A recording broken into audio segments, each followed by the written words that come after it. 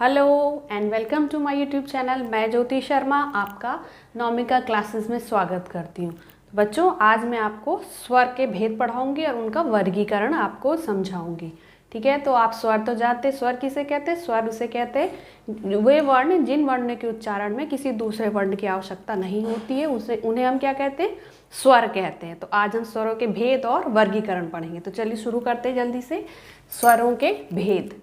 तो बच्चों, स्वरों के भेद जो है दो आधार पर हम उनके यहाँ पे स्पष्ट करेंगे। पहला देखिए उच्चारण की दृष्टि से। देखिए उच्चारण की दृष्टि से स्वरों के तीन भेद होते हैं। ठीक है, उच्चारण की दृष्टि से स्वरों के कितने भेद होते हैं? तीन। ठीक है, पहला ह्रस्व स्वर, दूसरा दीर्घ स्वर, तीसरा प्लुत स्वर। तो ह्रस्व स्वर वे स्वर होते हैं जिनके उच्चारण में बहुत कम समय लगता है, जैसे अ, ई, उ और री, और इनकी संख्या होती है 4। ठीक है, अगला है आपका दीर्घ स्वर। तो दीर्घ स्वर के उच्चारण में ह्रस्व स्वरों से दुगना समय लगता है। कितना समय दुगना। तो वो है आपका बड़ा आ, बड़ी ई, बड़ा उ, ए, आए, ओ और औ। इनकी संख्या कितनी होती है? 7। दीर्घ स्वरों की संख्या होती है 7। ठीक है, अगला आपका है प्लुत स्वर। प्लुत स्वर वे स्वर होते हैं जिनके उच्चारण में 3 गुना समय लगता है। ह्रस्व स्वर में बहुत कम समय, दीर्घ स्वर में दुगना समय और प्लुत स्वर में 3 गुना समय लगता है। जैसे हम कहते हैं ओ, देखिए 3 गुना समय लग रहा है। तो ऐसे स्वरों को हम प्लुत स्वर कहते हैं। इनकी संख्या होती है 8। ठीक है, पहला आपका है ये अ और बाकी 7 आपके दीर्घ स्वर। तो कुल मिला के हो गए ये 8। और इसको कैसे लिखते हैं? अगर हमें इसे ओम लिखना होगा तो इस तरह इसको हम लिखते हैं। ठीक है, ये मात्रा 3 गुना समय लगता है, तो इस तरह हम इसको लिखते हैं। जैसे ओम लिखना हो तो हम इस तरह लिखेंगे। अगला है आपका, देखिए अब है आपके बनावट के आधार पर। अब क्या देखिए आप, बनावट के आधार पर जो है स्वरों के 2 भेद होते हैं। किसके आधार पर? बनावट के आधार पर स्वरों के 2 भेद होते हैं। कौन कौन से? देखिए मूल स्वर और संधि स्वर। तो मूल स्वर है आपके अ, ई, उ और री। मूल स्वर क्या है आपके? अ, ई, उ और री। संधि स्वर है आपके, इसको 2 भागों में बांटा गया है। संधि स्वर 2 प्रकार के होते हैं, दीर्घ स्वर और संयुक्त स्वर। ठीक है, तो दीर्घ स्वर क्या होंगे आपके?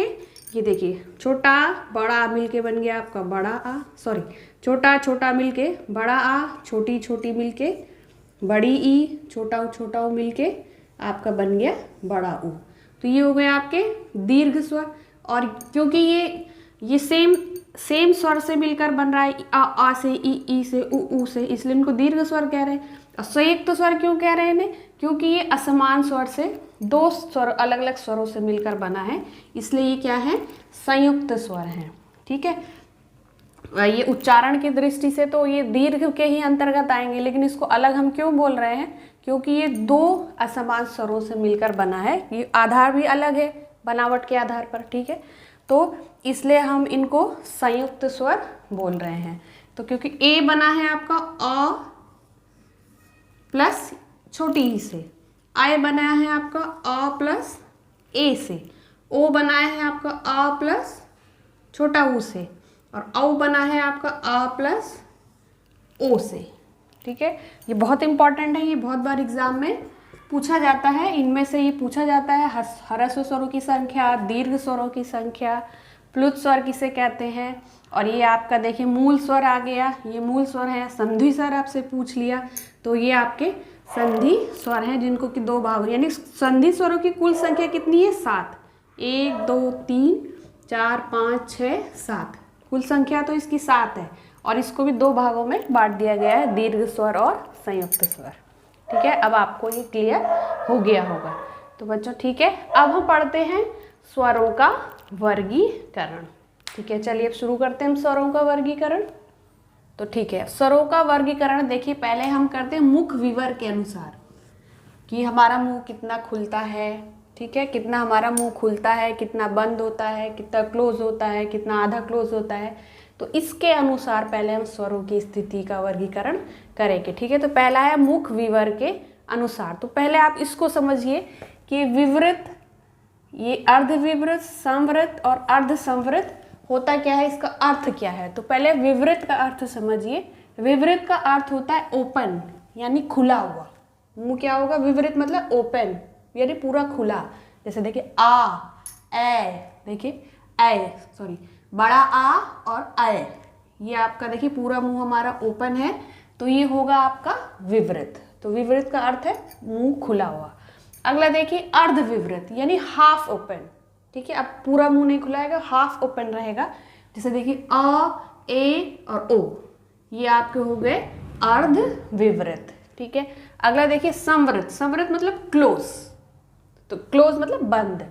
तो ठीक है, तो हमारा यानी कि यहाँ पे मुंह क्या रहेगा, मुख विवर बंद रहेगा। ई, ऊ, देखिए बड़ी ई, ऊ, ठीक है। तो ये आपका संवृत यानी क्लोज। अगला देखिए अर्धसंवृत, यानी आधा बंद रहेगा। ई, ऊ, ई, ऊ। अब ई बड़ी नहीं है, ये छोटी है, तो ई, ऊ, यानी हाफ क्लोज। तो ये आपका अर्धसंवृत। तो ये आप इनके अर्थ अगर समझ लेंगे तो हम इनको आसानी से कर ले जाएंगे। अब अगला देखिए, अब है हमारा ओठ की स्थिति के अनुसार, यानी हमारी होंठ की स्थिति कैसी रहती है उसके अनुसार। तो ये बहुत आसान है। वृत्तमुखी, वृत्तमुखी का मतलब है जब हमारा जो होंठ है, जब हम बोलेंगे तो ये ऐसे ऐसे गोलाकार रहेगा, ठीक है। और अवृत्तमुखी, जब हमारे होंठ गोलाकार नहीं रहेंगे। ये तो बहुत आसान है।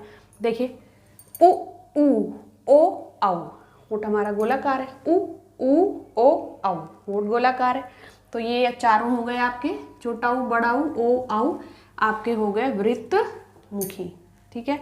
और अगला देखिए अवृत्तमुखी, जब होंठ गोलाकार नहीं होगा। देखिए आ, ई, बड़ी ई, ए, आय, आ, ई, बड़ी ई, ए, आई, होंठ गोलाकार नहीं हो रहा है, तो ये हो गए आपके अवृत्तमुखी। बहुत आसान है।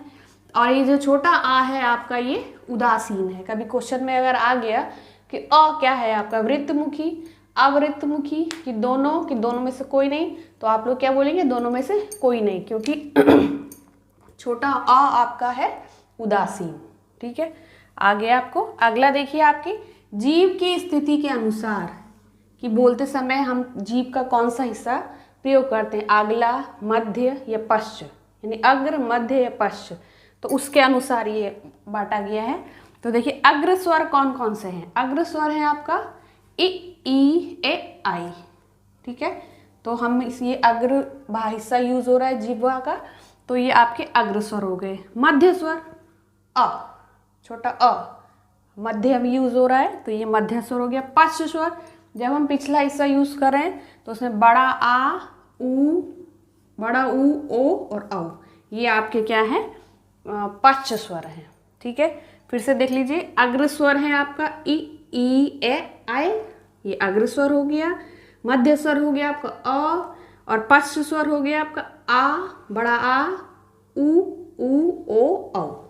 ये बड़ा आ जो पश्च स्वर है, ये बहुत बार एग्जाम में पूछा गया है कि बड़ा आ कौन सा स्वर है, तो आपका है पश्च स्वर। बहुत बार पेपर में ही आ चुका है, ठीक है। अब ये इतना आपको समझ में आ गया।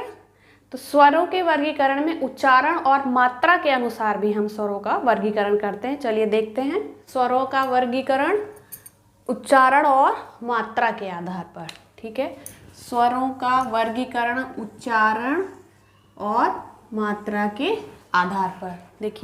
देखिए छोटा अ कंठ, बड़ा आ कंठ, कंठ से बोला जा रहा है।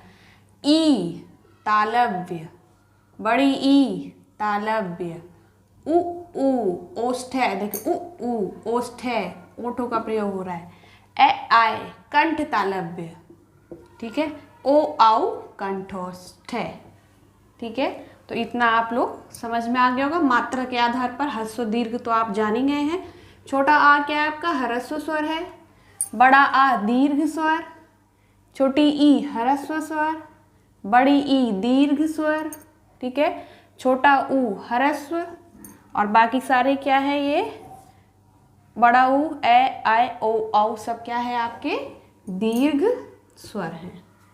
ठीक है, तो आपको अच्छे से समझ में आ गया होगा स्वरों का वर्गीकरण। बच्चों आज के लेक्चर में बस इतना ही। अगर आपको मेरा वीडियो लेक्चर, मेरा ये क्लास आपको पसंद आया है तो प्लीज़ मेरे चैनल को सब्सक्राइब करें, लाइक करें, शेयर करें और कमेंट करें। Okay, that's it for today. आज के लिए बस इतना ही। नेक्स्ट लेक्चर में मैं आपको व्यंजन पढ़ाऊँगी, व्यंजनों का उच्चारण स्थान और उनका वर्गीकरण पढ़ाऊँगी। तो अंत में मैं इतना यही कहूँगी कि आप सब अपनी परीक्षाओं में सफल हों।